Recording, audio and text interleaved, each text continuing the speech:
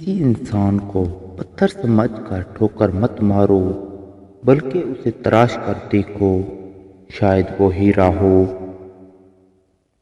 कभी अपनी ज़बान से किसी के ऐब बयां न करो, क्योंकि ऐब तुम में भी हैं और ज़बान लोगों की भी है।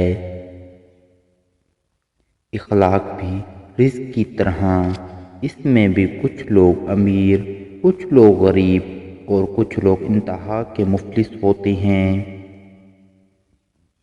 जिस दिन तुम्हें ये मालूम हो जाएगा कि जो काम तुम्हारी मर्जी से नहीं होते वो तुम्हारे लिए कितने बेहतर होते हैं, उस दिन तुम्हारे बेसुकूनी ख़त्म हो जाएगी।